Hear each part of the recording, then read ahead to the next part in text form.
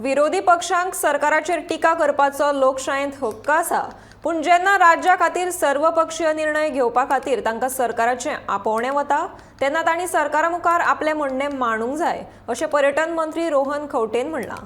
म्हादय प्रस्नाचेर मुख्यमंत्र्यान आपयल्ल्या बसकेक विरोधी पक्षांनी बहिष्कार घालून राजकारण केलें, असोय आरोप रोहनान केला. ऑपोजिशन आपलें काम करतात. In democracy everybody is required, ruling is required, democracy required.